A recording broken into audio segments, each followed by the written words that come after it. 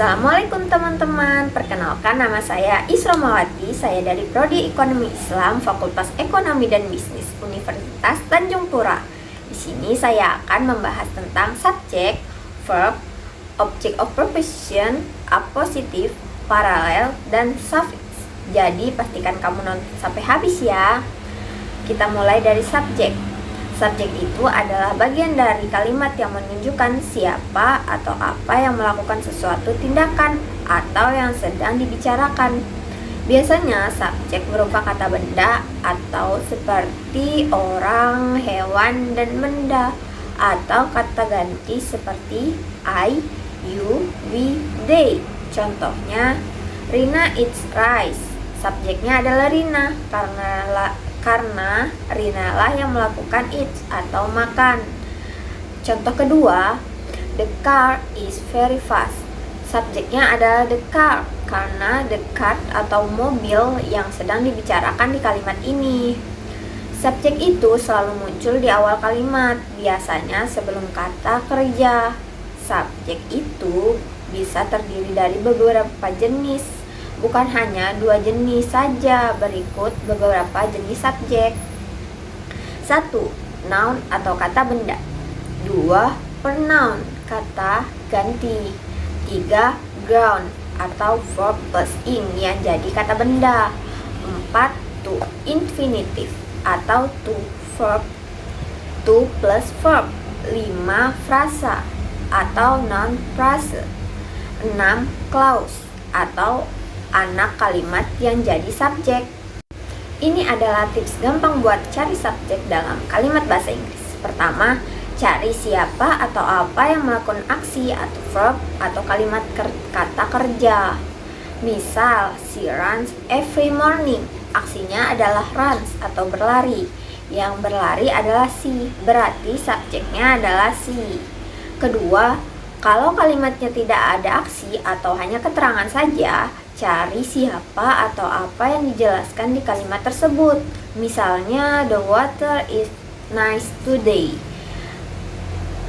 Tidak ada aksi besar, cuma menjelaskan cuaca, berarti subjeknya adalah the weather. 3. Biasanya subjek muncul sebelum kata kerja pertama. Misalnya, my friends are studying English. Kata kerja pertama yaitu are study. Sebelum itu ada my friend, itu subjeknya. 4. Pertanyaan, balik ke kalimat biasa. Kadang dalam pertanyaan subjeknya ketukar posisi. Misalnya, is he your brother? Balik ke bentuk biasa, he is your brother. Subjeknya berarti he. Mari kita beralih ke topik selanjutnya, yaitu verb. Verb itu adalah kata kerja, yaitu kata yang menunjukkan aksi atau tindakan atau keadaan dalam sebuah kalimat. Ada 2 jenis utama verb. 1. Action verb atau kata kerja tindakan, menunjukkan aksi yang dilakukan. Contoh, run atau berlari, eat atau makan, read atau menulis. 2. Stat verb atau kata kerja keadaan, menunjukkan keadaan atau perasaan, bukan aksi fisik. Contoh, know, tahu, love, cinta, same, tampak. Contoh kalimatnya, she run every morning. Runs adalah verb atau aksi berlari. I love chocolate. Love adalah verb yang menunjukkan perasaan.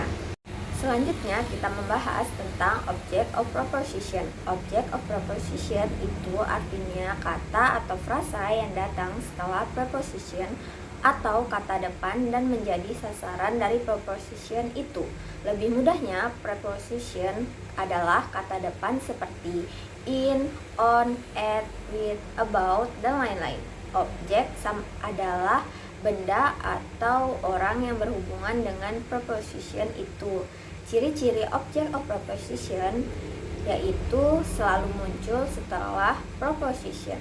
Bisa berubah noun atau kata benda atau pronoun atau kata ganti. 2. Berfungsi untuk melengkapi makna preposition. Contohnya, she is sitting on the chair. On sama dengan preposition, the chair adalah object of preposition.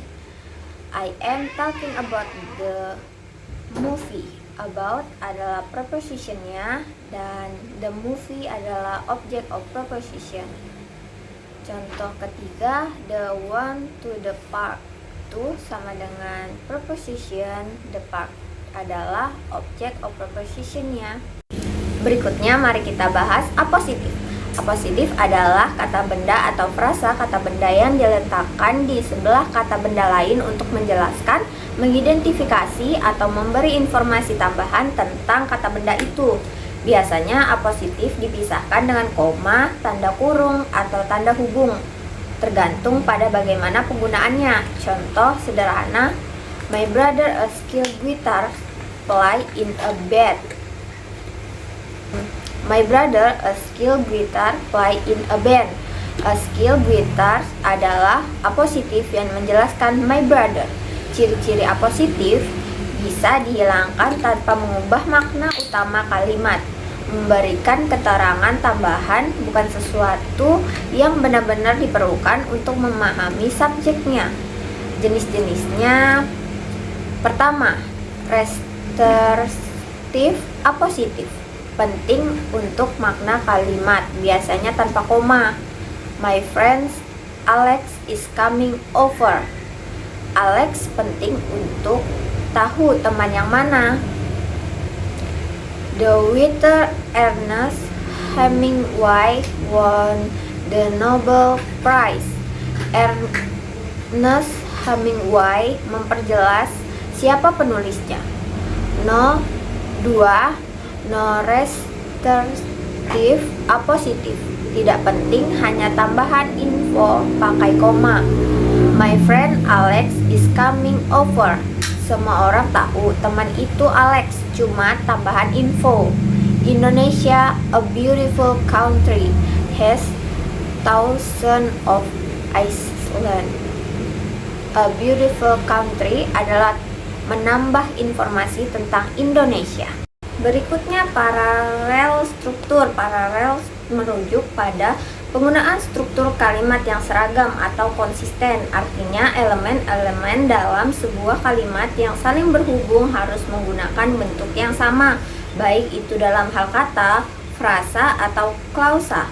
Tujuannya adalah agar kalimat tersebut terasa lebih seimbang dan mudah dipahami. Contoh dari paralel: 1. Correct parallel struktur.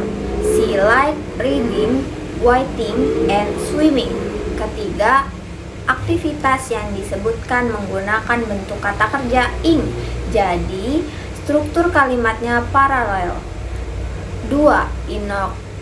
Incorrect parallel struktur. She like reading, to write, and swimming. Di sini ada ketidaksesuaian antara reading atau verb plus ing, to write infinitive, dan swimming verb ing. Jenis paralel: 1. Paralel dalam kata single word. I want to study and to work.